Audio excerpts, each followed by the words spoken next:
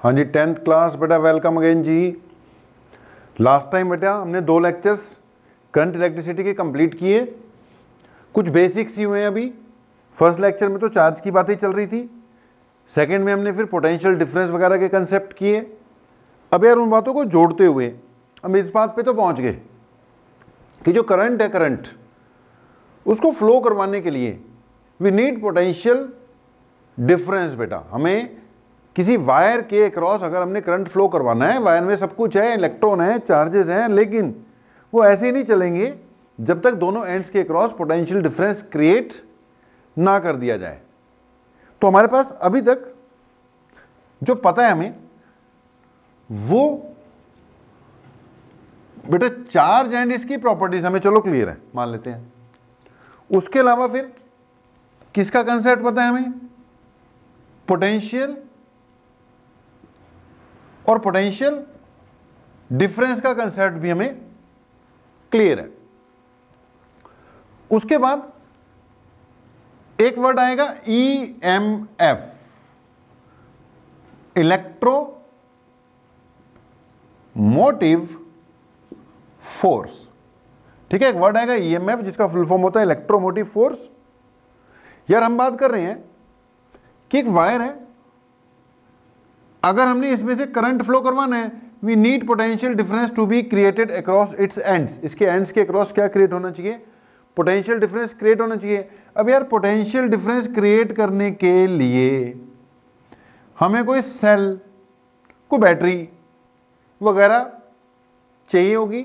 यार ये जो सेल या कोई बैटरी जो किसी भी वायर वगैरह के अक्रॉस या किसी भी 2 पॉइंट्स के बीच में पोटेंशियल डिफरेंस क्रिएट करने के काम में आती है, उसको हम कहते हैं सोर्स ऑफ EMF। क्या कहते हैं इसको?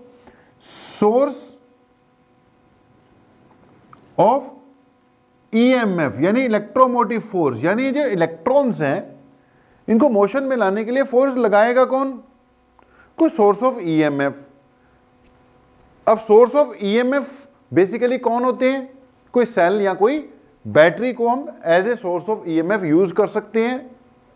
तो एक वर्ड EMF आएगा, इसको सोर्स ऑफ EMF कहते हैं। ये भी देख लेना, पोटेंशियल डिफरेंस आपको पता है क्रिएट करना पड़ेगा। अब इसके बाद बेटा मेन टॉपिक पे जा रहे हैं, ओम्स लॉ पर।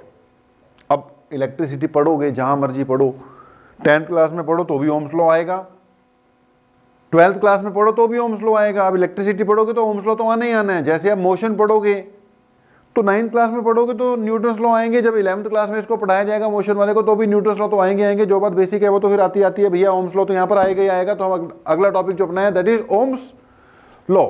वहां तक पहुंचेंगे कुछ बातें और बीच में आएंगी यार, जैसे ये जो टर्म्स आ गई, charge, potential difference, EMF, current, तो फिर है ही है ना। शुरुआत ही अपनी कहां से हुई है?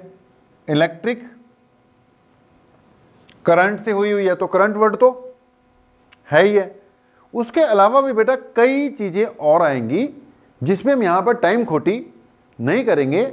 जैसे एक वर्ड आएगा सर्किट। क्या आ जाएगा जी? सर्किट। वो था ना मुन्ना भाई MBBS में, एक सर्किट भाई था, तो बस उसने नाम पता नहीं किस हिसाब से सर्किट रख लिया अपना।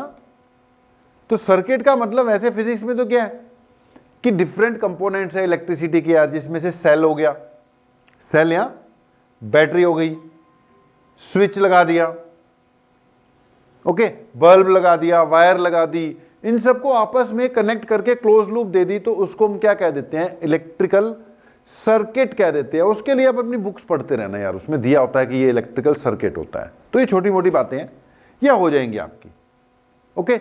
लेकिन फिर भी एक टर्म आई इलेक्ट्रिक सर्किट। सर्किट मतलब एक क्लोज्ड सर्किट है, मतलब एक सेल हुई, बैटरी हुई, स्विच हुआ, कुछ कनेक्टिंग वायर्स हुई, उनको आपस में अगर आपने कनेक्ट कर दिया, वर्किंग मोड में ले आया, तो वो जो भी बनता है उसको क्या कहते हैं? सर्किट डायग्राम कहते हैं। हमने शो करना ना कैसे कैसे करंट फ्लो कर रहा है, तो ये हम सर्किट डायग्राम के टर्म्स में बेटा शो करते हैं। तो एक सर्किट डायग्राम आ गया, वो देखते रहना, मैं जितनी बार भी बनाऊंगा सर्किट डायग्राम ही बनाऊंगा।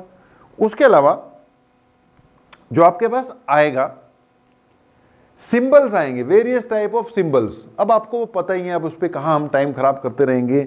ये किसका सिंबल हो गया यार? बैटरी का। अगर ये दो ही लगे होते, बड़ी डंडी छोटी डंडी ऐसे लगा होता, तो ये क्या हो जाता? सेल हो जाता। ओके जी, ये कनेक्टिंग वायर है, ये स्विच है। ऐसे करके सिंबल्स की एक लिस्ट आपकी बुक्स में दी होती है। अब उन सिंबल्स की लिस्ट को अपने आप करते रहना, आपको पता है किसका कौन सा सिंबल है, देखते रहना। जो मेन होंगे वो आपको बता ही देंगे। ये बल्ब का सिंबल है जी, स्विच का सिंबल है, ओपन स्विच, क्लोज स्विच, छोटी क्लास में पढ़ा होता है, तो हम उस पर नहीं जा रहे, हम सीधा अब टॉपिक पे आ रहे हैं। तो आज का जो टॉपिक है अपना, that is Ohm's law. Heading डाल लो, आज का टॉपिक ओम्स लॉ। ये जो बेसिक चीजें हमने कर ली हुई हैं, इनको करने के बाद जो आज का बेटा अपना मेन टॉपिक है, दैट इज ओम्स लॉ। ओम भैया साइंटिस्ट का नाम है, सरनेम है उसका। फिर वही बात, ये जितने भी साइंटिस्ट थे कुछ ना कुछ खोज कर गए और तुम लोगों के लिए पढ़ने के लिए छोड़ गए, हमारे लिए पढ़ाने के लिए छोड़ गए। तो अगली हेडिंग डाल लो, ओम का लॉ, यानी कि ओम्स लॉ। बड़ी बेसिक सी बात है यार, करंट इलेक्ट्रिसिटी से रिलेटेड ओम ने बताई। ये कहता है इसमें कई चीजें ना, नई नई चीजें अब निकल कर आ जाएंगी अगले 10-15 मिनट में। तो ओम्स लॉ के हिसाब से अपने पास मान लो कोई अगर वायर है, ओके, अब वायर के क्रॉस हमने कुछ सेल बैटरी लगा दी, ये स्विच है। मान लो इसका पोटेंशियल डिफरेंस V है, एक एंड पॉजिटिव हो गया, एक एंड नेगेटिव हो गया, सब इलेक्ट्रॉन को पुश मिला और करंट चल पड़ा मान लो। ओके जी, अब पॉइंट ये है कि करंट कम होगा या ज्यादा होगा इस सर्किट में। करंट की वैल्यू बेटा कम होगी या ज्यादा होगी, वो किस पे डिपेंड करता है? कई फैक्टर्स पर। सबसे मेन किस पे डिपेंड करता है कि यार ये जो बैटरी लगा रखी है, कम वोल्टेज की है या ज्यादा वोल्टेज की है। ओके, या कह लो कि इसके अक्रॉस पोटेंशियल डिफरेंस इस बात पे डिपेंड कर रहा है कि इसमें करंट कम फ्लो हो रहा है कि ज्यादा फ्लो हो रहा है। तो ओम्स लॉ की बेटा ओरिजिनल स्टेटमेंट, ओरिजिनल फॉर्म में जो स्टेटमेंट यही है लिखना कि according to Ohm's law the current flowing through a conductor, according to Ohm's law, the current flowing through a conductor is directly proportional to potential difference across its ends. The current flowing through a conductor, इसमें जो भी current flow हो रहा है conductor के through, current flowing through a conductor is directly proportional to potential difference across its ends. सीधी सी बात, जितना ज्यादा पोटेंशियल डिफरेंस क्रिएट कर दोगे उतना ही करंट क्या हो जाएगा? ज्यादा हो जाएगा। जितना पोटेंशियल डिफरेंस कम क्रिएट करोगे उतना ही करंट कम होगा। सीधा सा हिसाब है, current is directly proportional to potential difference. अच्छा, इसको उल्टा भी बोल सकते हो, एक ही बात है कि potential difference across the ends of a conductor is directly proportional to current. यार करंट ज्यादा होगा तो पोटेंशियल डिफरेंस ज्यादा होगा, पोटेंशियल डिफरेंस ज्यादा होगा तो करंट ज्यादा होगा। आप ऐसे भी बोल सकते हो कि potential difference across the ends of a conductor is directly proportional to the current flowing through it. Okay, तो कैसे लिखेंगे इसकी स्टेटमेंट कि according to Ohm's law of current electricity the potential difference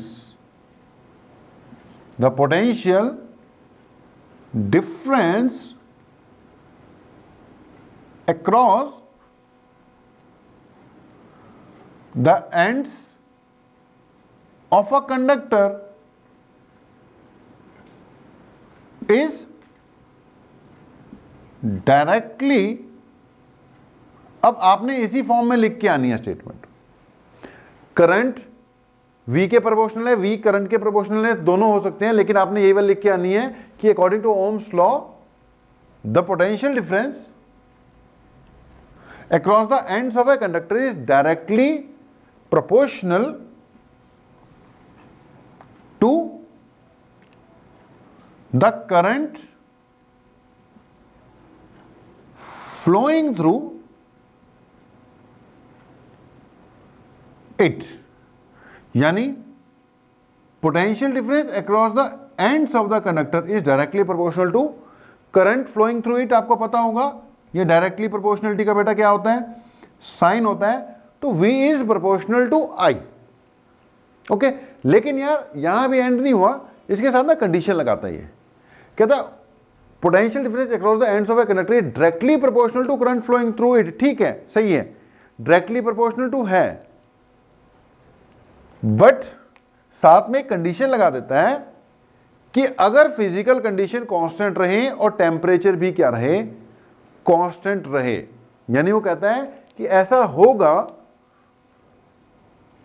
अगर, यानी प्रोवाइडेड दैट, क्या provide किया हो,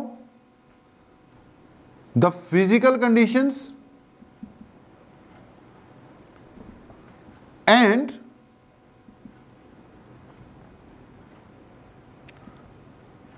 temperature of the conductor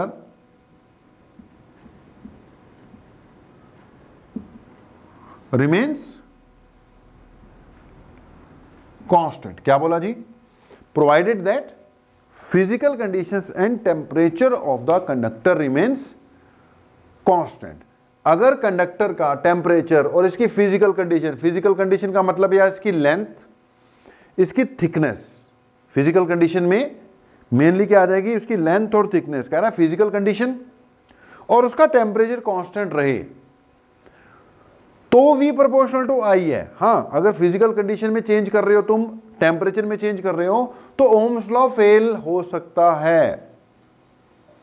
okay जी, तो ये लास्ट लाइन जो है ना, प्रोवाइडेड दैट वाली, ये बड़ी जरूरी है यार, ये पक्का लिखनी है, क्योंकि पहली वाली बात तो सबको याद रहती है, ये दूसरी वाली बात में दिक्कत आती है। तो provided that the physical conditions and temperature of the conductor remains constant. तो ओम्स लॉ क्या कह रहा है मेरे भाई, ये कह रहा है बेसिकली कि V इज प्रोपोर्शनल टू, यहां से शुरू करते हैं, V प्रोपोर्शनल टू I होता है। कंडीशन आपको बता दी, ये स्टेटमेंट है, याद रखनी है। ओके जी, अब इसके बाद आपको पता होगा प्रोपोर्शनलिटी का साइन हटाते हैं तो कोई ना कोई कांस्टेंट आता है, यहां पर वो कांस्टेंट आएगा R। यहां पे जो कांस्टेंट आएगा उसको हमने किससे डिनोट करना है बेटा, R से डिनोट करना है। क्या होता है R वो भी बताते हैं। तो आपके पास एक बड़ा ही पहला बेसिक सा फार्मूला डेवलप हो गया कि V is equal to I into R। अब यहां पे बेटा R जो है इस सिचुएशन का कांस्टेंट है, इस सिचुएशन में तो कांस्टेंट है, वैसे ओवरऑल कांस्टेंट नहीं है। अब यहां पे कांस्टेंट है, इसका मतलब ये नहीं है कि जिंदगी भर ये कांस्टेंट ही रहेगा। इस सिचुएशन में तो ऐसे कांस्टेंट ही आया है, लेकिन इसकी वैल्यू भी आगे चलकर चेंज होगी। तो फिलहाल तो मैंने ठीक है यही बोला, इस सिचुएशन के हिसाब से तो R क्या है तुम्हारा, constant of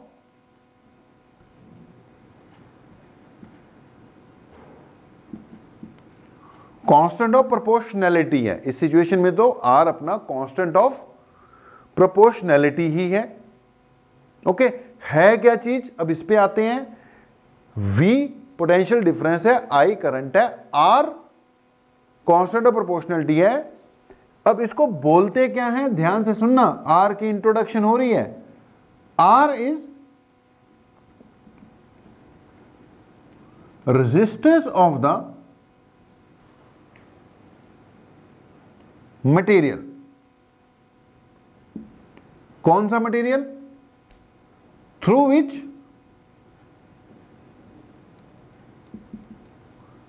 current is past. ठीक है, अगर ये वायर है तो इसका कुछ ना कुछ रेजिस्टेंस होगा, जिस भी मटेरियल की बनी होगी उसके रेजिस्टेंस की बात हो रही है। तो बातों बातों में ओम्स लॉ की स्टेटमेंट हो गई, ओम्स लॉ की स्टेटमेंट के साथ एक नई चीज इंट्रोड्यूस हो गई, R, जिसको हमने क्या बोल दिया, रेजिस्टेंस। भाई नाम से ही पता लग रहा है नाम से ही पता लग रहा है भैया, किसी किसी चीज का ना नाम से ही पता लग जाता है। अब इसका नाम से ही पता लग रहा है, रेजिस्टेंस मतलब ये करंट को रेजिस्ट कर रहा है, मतलब करंट को फ्लो होने में दिक्कत दे रहा है, करंट को फ्लो होने में ऑपोजिशन प्रोवाइड कर रहा है। तो बेटा स्टार्टिंग हुई, ओम्स लॉ हुआ, ओम्स लॉ की स्टेटमेंट हुई, ओम्स लॉ की स्टेटमेंट में फिर आर की इंट्रोडक्शन हो गई। अब जब आर की इंट्रोडक्शन हुई तो भैया अपनी पूरी कहानी का जो हीरो है वो आर ही है, ओम तो पीछे रह जाएगा। अपनी पूरी स्टोरी में जो मेन कैरेक्टर है लीड रोल में वो आर है, आर एंट्री हो गई इसकी। अब सारी डिस्कशन किसकी है? आर की ही है। आने वाले समय में पूरी फिल्म में यह रेजिस्टेंस यानी कि आर ही छाया रहेगा, जैसे रजनीकांत छाया रहता है, एक बार आ जाता है फिल्म में तो बस यहां पे भी ये रजनीकांत है, आर मतलब रजनीकांत। तो ये आर क्या रहेगा?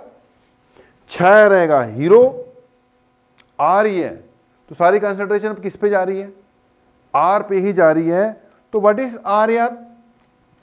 आर हमने बोला इट इज रेजिस्टेंस। अब बेटा रेजिस्टेंस का मैंने बोला नाम से पता लग रहा है, कोई भी मटेरियल होगा ना, कोई भी मटेरियल, चाहे ये कंडक्टर हो चाहे कुछ और हो, अगर इसमें से करंट फ्लो होने की कोशिश होगी तो इसकी टेंडेंसी है कि करंट को अपोज करे। इसकी टेंडेंसी क्या रहेगी बच्चे?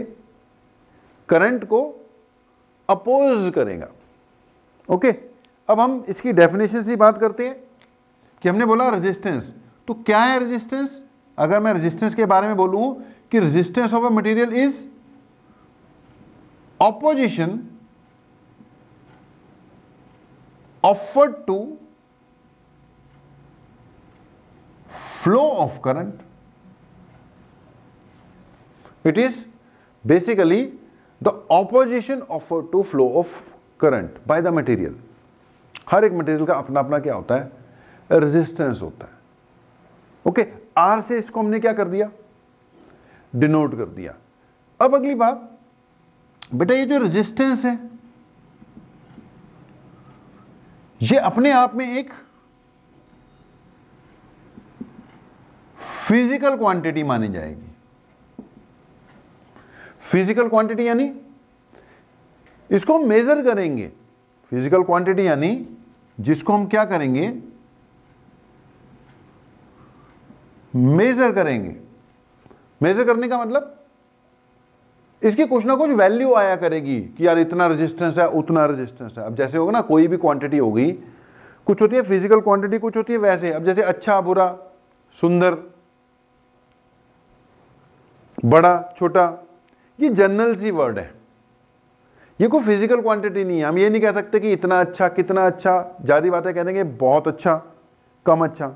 लेकिन कुछ क्वांटिटीज जो हैं बिल्कुल एग्जैक्ट बताई जा सकती हैं, उनको फिजिकल क्वांटिटीज कहते हैं बेटा, जो मेजरेबल होती हैं। अब अच्छा बुरा मेजरेबल नहीं है, बड़ा छोटा बोल के बात खत्म करोगे तो वो मेजरेबल नहीं है, लेंथ के टर्म्स में लाओगे तो मेजरेबल माना जाएगा।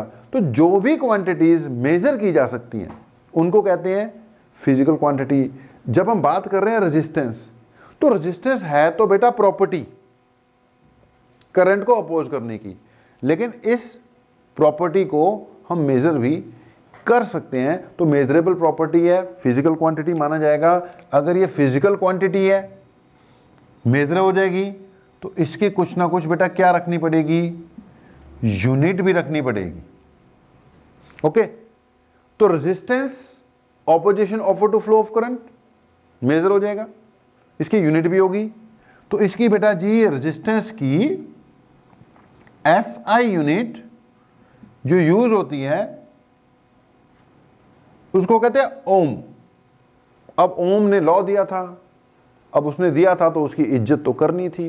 अब उसकी इज्जत करने के चक्कर में यूनिट का नाम ही क्या रख दिया? ओम रख दिया, ओम। तो रेजिस्टेंस की यूनिट क्या रहेगी बेटा? ओम। ओके, इसको डिनोट करते हैं इस सिंबल से। अब इस सिंबल का नाम वैसे कुछ और है। जैसे अगर मैं ये लिख दूं तो 90% से ज्यादा केसेस में हम इसको एंगल ही बोलेंगे, एंगल। लेकिन इसका नाम क्या है? इसका नाम है थीटा। क्या नाम है? थीटा। डबल टी नहीं होना चाहिए, होना तो टी होना चाहिए, लेकिन अब पंजाबी में बोलोगे तो थीटा। तो इसका नाम क्या हो गया? थीटा। पंजाबी में लिखा है मैंने डबल टी लगाकर। तो थीटा से डिनोट करते हैं एंगल को। तो मैं, नाम इसका थीटा है, लेकिन इसको लिखेंगे तो ज्यादा चांसेस ये है कि बंदा क्या समझेगा? एंगल।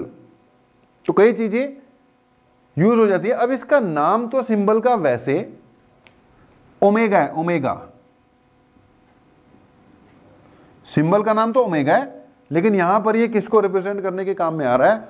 ओम को रिप्रेजेंट करने के काम में आ रहा है। तो ये सिंबल इसका ये है। आपके लिए तो पहली बार आया है, तो आपके लिए तो ये आप इसको ओम ही बोलो। तो ऐसा यूनिट इसकी क्या है? ओम। तो बात चल रही है बेटा ओम्स लॉ की। ओम्स लॉ की स्टेटमेंट होगी, स्टेटमेंट में एक टर्म आ गई अपने पास, रेजिस्टेंस। ओके जी। अब रेजिस्टेंस क्या चीज है डिफाइन हमने कर दिया। अगली बात देखते हैं, the factors on which resistance of a material depend. बात को समझो, कोई भी मटेरियल होगा उसके अक्रॉस आपने पोटेंशियल डिफरेंस लगा के करंट फ्लो करवाने की कोशिश कर रहे हो। भैया करंट फ्लो हो रहा है, बढ़िया है, लेकिन उसका फर्ज बनता है ना करंट को फ्लो ना होने दे। अब कुछ तो चूप है उसने करनी है, तो जो मटेरियल की जो भी चूप है that is measured in terms of its resistance. Define हो गया रेजिस्टेंस, डिनोट इसको आर से करना है, यूनिट इसकी हो गई। अब अगली बात है, रेजिस्टेंस खुद किस फैक्टर पे डिपेंड करता होगा। तो नेक्स्ट बात लिखना, factors on which resistance of a material depends. तो मैंने बोला था हीरो तो रेजिस्टेंस ही है। बात तो सारी किसकी चलनी है? रेजिस्टेंस की ही चलनी है। तो अगली बात,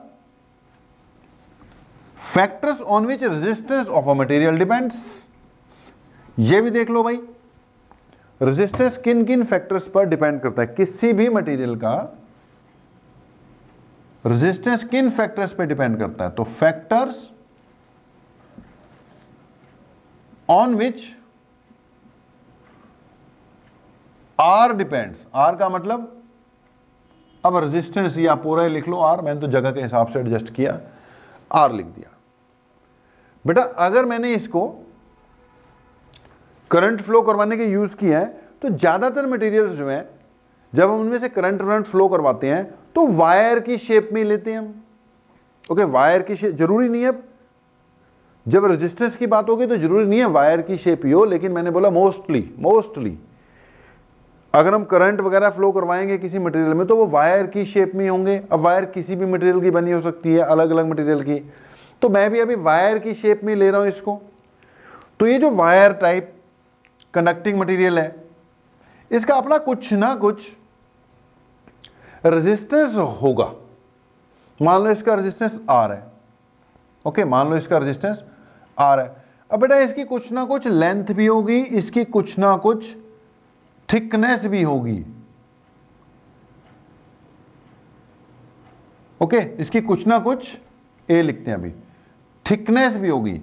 अब कोई भी वायर वगैरह है, कोई भी वायर वगैरह है यार, उसकी जो थिकनेस है ना, thickness that is measured in terms of its area of cross section. ये जो सर्कुलर सा एरिया बन रहा है ना, इसको कहते हैं एरिया ऑफ क्रॉस सेक्शन। मतलब कितना एरिया अवेलेबल है मूवमेंट के लिए, क्या कहते हैं इसको? Area of cross section. अगर ये वायर है, सिलेंड्रिकल होती है वायर, ठीक है, अगर ये सिलेंड्रिकल वायर है तो बेटा ये जो एरिया बन रहा है ना सर्कुलर सा, ये क्या हो गया? इसका एरिया ऑफ क्रॉस सेक्शन। इसको कहते हैं एरिया ऑफ क्रॉस सेक्शन। अगर ये इस शेप में होती,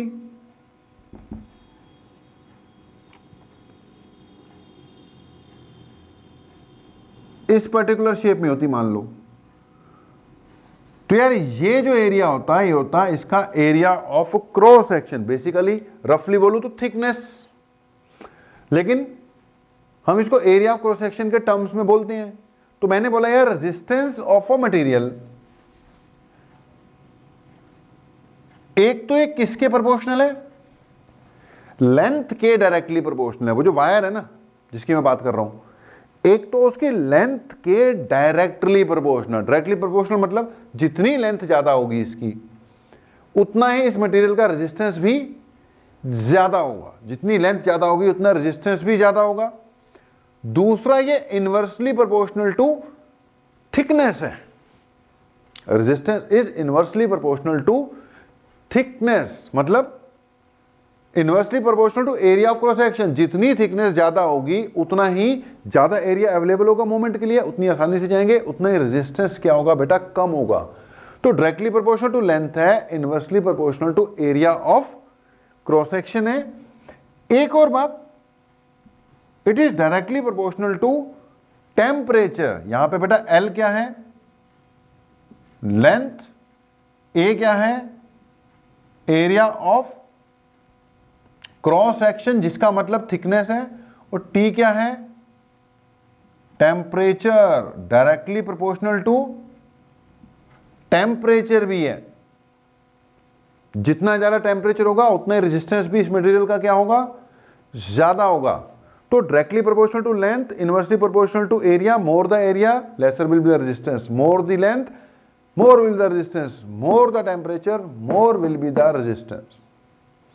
एक और बात जिस पे डिपेंड करता है, that is nature of the material. अब नेचर पे तो डिपेंड करेगा ही ना, नेचर पे तो डिपेंड करेगा। अब वायर अगर कॉपर की बनी हुई है तो उसका कुछ और रेजिस्टेंस होगा, एल्यूमिनियम की बनी है कुछ और रेजिस्टेंस होगा, आयरन की बनी है कुछ और रेजिस्टेंस होगा। तो नेचर ऑफ द, अच्छा नेचर में मैंने को डायरेक्ट इनवर्स ऐसा कुछ नहीं है, क्योंकि ऐसा कुछ नहीं बता सकते, नेचर पे डिपेंड करता है बस। Directly proportional to length, inversely proportional to area of cross section, directly proportional to temperature, and also depend on nature of the material. इन चीजों पे तो डिपेंड ये करता ही है ना, नेचर ऑफ द मटेरियल पे। अब इनको बेटा अगर मैं कंबाइन करता हूं, अगर इन चीजों को हम कंबाइन कर लें, तो जो टेम्परेचर वाला कंसेप्ट है ना बेटा, वो अभी हम इंट्रोड्यूस नहीं कर पाएंगे। उसमें बस इतना ही बताएंगे कि डायरेक्टली प्रोपोर्शनल टेम्परेचर होता है, ज्यादा डिटेल में घुस नहीं पाएंगे हम उसके। तो मैंने लिखा हुआ था आर प्रोपोर्शनल टू एल है, इनवर्सली प्रोपोर्शनल टू एरिया है, टेम्परेचर पे डिपेंड करता ही है। नेचर वाला इसके बीच में ऐसे मैथमेटिकल एक्सप्रेशन में तो आएगा नहीं। तो बेटा इसको कंबाइन करूंगा तो R proportional to L by A हो जाएगा। प्रोपोर्शनलिटी का साइन हटाएंगे तो फिर से कोई ना कोई कांस्टेंट आएगा। यहां पर इस बार जो कांस्टेंट आएगा उसको मैं डिनोट करूंगा रो से। रो, फिर से वही बात, रोना नहीं है, मैंने ये नहीं बोला रो, मैंने बोला रो। इस सिंबल का नाम है रो। 9th क्लास में इस सिंबल को आप डेंसिटी रिप्रेजेंट करने के काम में लाते थे। यहां पर इस सिंबल को मैं रेजिस्टिविटी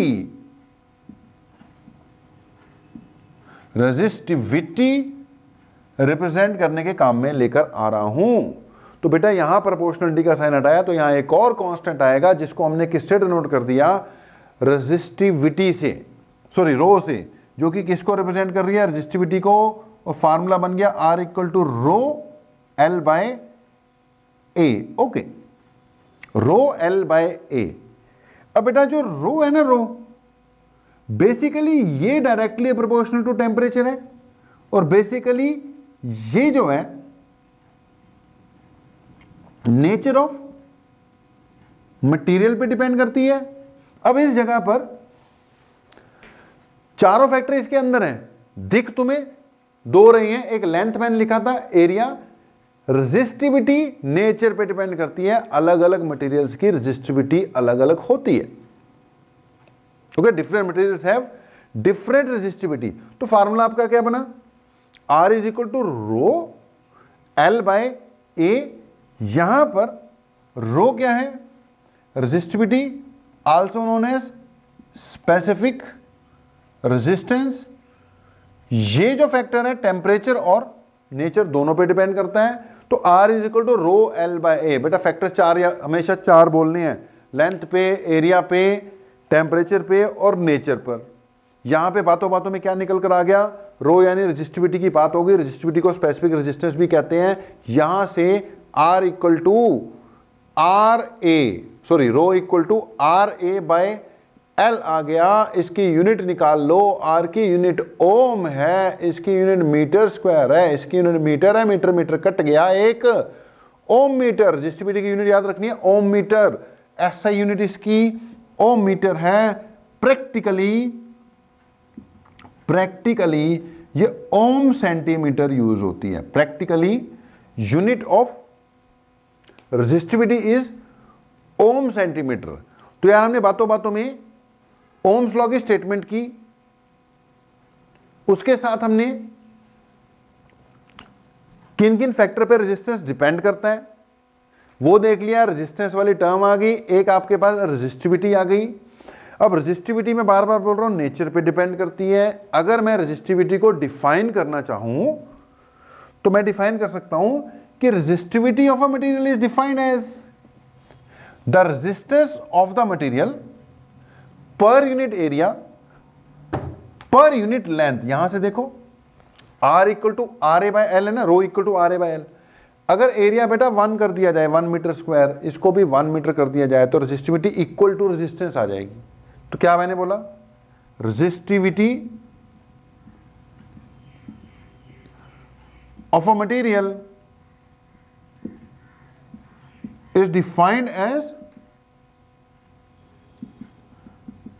its resistance